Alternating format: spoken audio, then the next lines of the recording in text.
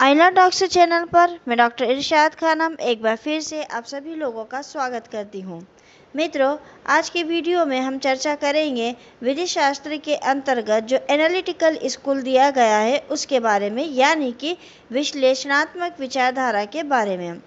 विश्लेषणात्मक विचारधारा जो है वो क्या है, कहाँ से आई है, इसके मुख्य जो सिद्धांत हैं या विचारक हैं वो कौन कौन से हैं, इन सभी के विषय में आज हम अध्ययन करने वाले हैं। इस वीडियो को देखने से पहले अगर अभी तक आपने आइला टॉक्स चैनल को सब्सक्राइब नहीं किया है तो आप चैनल को सब्सक्राइब करके लेटेस्ट अपडेट के लिए बेल आइकन को क्लिक कर दें। चलिए हम चर्चा करते हैं विश्लेषणात्मक विचारधारा की। विधि शास्त्र का अध्ययन सबसे पहले रोम में शुरू हुआ था। जूरिस्प्रूडेंस लैटिन भाषा के दो शब्दों से मिलकर बना है, जूरिस प्लस प्रूडेंटिया।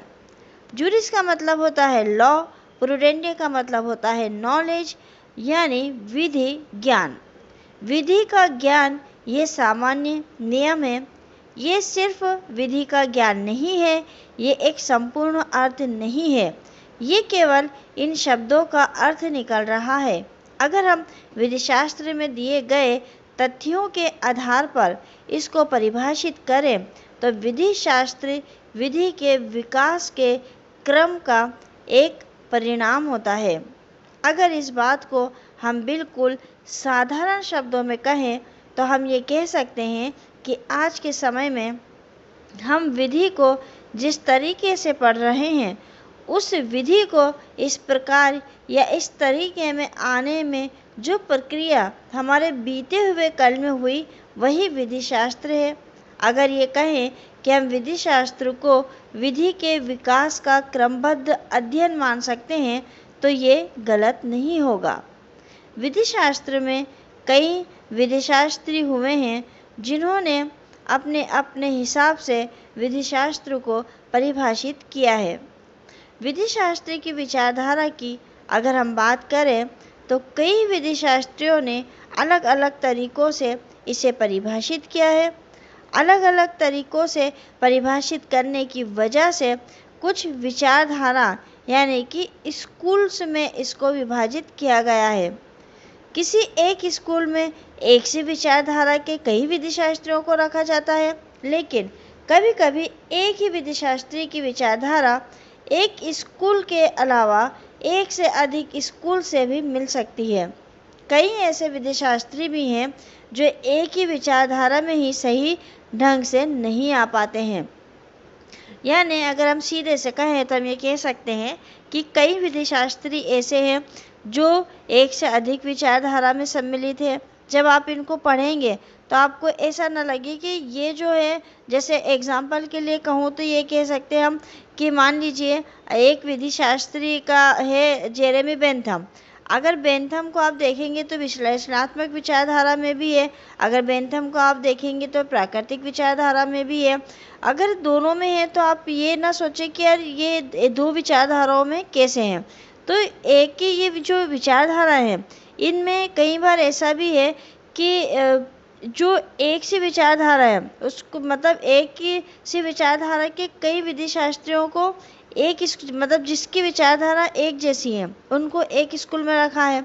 लेकिन कई बार ऐसा भी हुआ है कि एक विचारधारा जो है, एक विधिशास्त्री की विचारधारा एक स्कूल से भी मिल रही है और दूसरे स्कूल से भी मिल रही है, तो उनको दोनों में रखा गया है। कई ऐसे भी विधिशास्त्री है जिनको हमने एक विचारधारा में तो रखा है, लेकिन एक विचारधारा को भी वो सही ढंग से नहीं समझा पा रहे हैं, नहीं उसके अंदर आ पा रहे हैं। तो विधि शास्त्र को समझने के लिए उसके स्कूलों में विभाजित करना उसको बहुत ही ज़रूरी हो जाता है। अगर विधि शास्त्र की विचारधारा को देखें तो इसे 5 स्कूलों में बांटा गया है। पहला, विश्लेषणात्मक विचारधारा, एनालिटिकल स्कूल, ऐतिहासिक विचारधारा, हिस्टोरिकल स्कूल, प्राकृतिक विचारधारा, नेचुरल स्कूल, सामाजिक विचारधारा, सोशोलॉजिकल स्कूल, अमेरिकन यथार्थवादी विचारधारा यानी कि अमेरिकन स्कूल। किसी विशेष विचारधारा में किसी विशेष विधिशास्त्री को रखने का एक ही उद्देश्य होता है कि विधिशास्त्री ने विधि को कैसे परिभाषित किया है। इसे मोटे तौर पर ऐसे समझ सकते हैं जैसे अगर विधिशास्त्री ने विधि का विश्लेषण करते हुए उसे परिभाषित किया है तो ऐसे विधिशास्त्री को विश्लेषणात्मक में रखा जाता है। अगर विधिशास्त्री इतिहास से जोड़ते हुए परिभाषित करते हैं तो उन्हें ऐतिहासिक विचारधारा में रखा जाता है। जो विधिशास्त्री विधि का स्रोत प्रकृति को मानते हैं उन विधिशास्त्रियों को प्राकृतिक विचारधारा में रखा जाता है। इसी तरह से जिन विधिशास्त्रियों ने विधि के स्रोत के रूप में समाज को माना है उन्हें सामाजिक विचारधारा में रखा गया है और अमेरिकन विचारधारा में उन विधिशास्त्रियों को रखा गया है जो यथार्थवाद को मानते हैं और इसमें जो विधिशास्त्री हैं वह ज़्यादातर न्यायाधीश हैं। चलिए हम बात करते हैं विश्लेषणात्मक विचारधारा की। विश्लेषणात्मक विचारधारा के सबसे पहले जो विधिशास्त्री थे वो थे जेरेमी बेंथम। 1748 से 1832 तक के रहे हैं और विधिक दर्शन को बेंथम ने उपयोगितावादी व्यक्तिवाद कहा है। जॉन ऑस्टिन 1792 से 1859 तक रहे हैं। विश्लेषणात्मक या विध्यात्मक चिंतन का पिता इनको कहा जाता था। ऑस्टिन के विधि संबंधी व्याख्या को विधि का अज्ञापक सिद्धांत कहा जाता है और हैंस केल्सन ने विधि का विशुद्ध सिद्धांत मानकों का सिद्धांत थ्योरी दी थी और इसके अलावा कॉन्सेप्ट ऑफ ग्रांट लॉ भी केल्सन की देन है।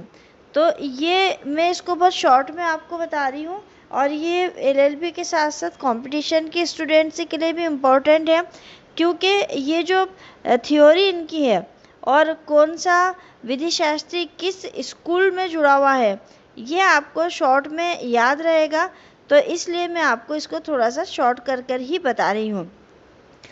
हैंस केल्सन विधि का विशुद्ध सिद्धांत मानकों का सिद्धांत थ्योरी इन्होंने दी थी। इसके अलावा जो विश्लेषणात्मक विचारधारा है उनमें ये कुछ विधिशास्त्री हैं जो शामिल है जैसे एच.एल.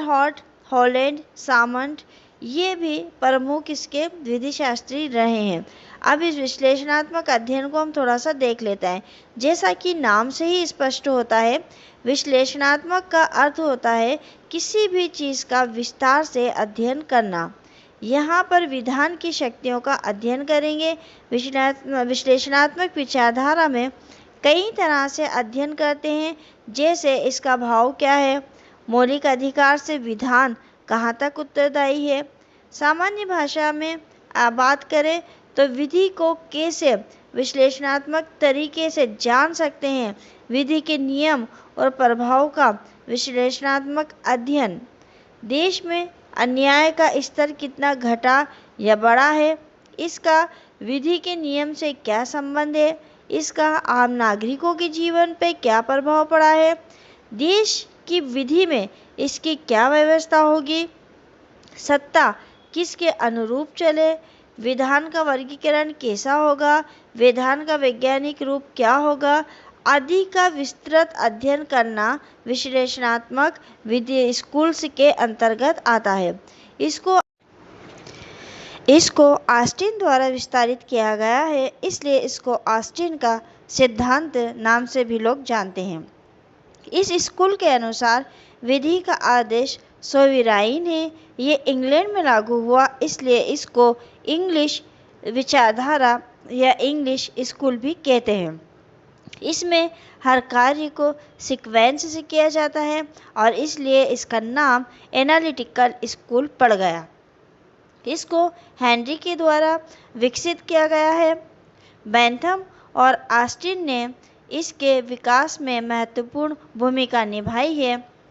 विधिशास्त्र की इस शाखा के प्रणेता जो थे वह जॉन ऑस्टिन थे जिन्होंने विधि विज्ञान की विभिन्न समस्याओं के प्रति इस शाखा के विचारों का प्रतिपादन अपने सुप्रसिद्ध ग्रंथ प्रोविंस ऑफ जूरिस्प्रूडेंस डिटरमिन्ट में किया। जो सर्वप्रथम सन 1832 में प्रकाशित हुई थी।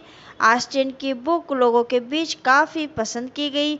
उन्होंने कल्पनाओं पर आधारित थ्योरी को अलग किया और उन्होंने बताया कि स्टेट और लॉ यानी कि राज्य और विधि एक दूसरे से किस प्रकार जुड़े हुए हैं।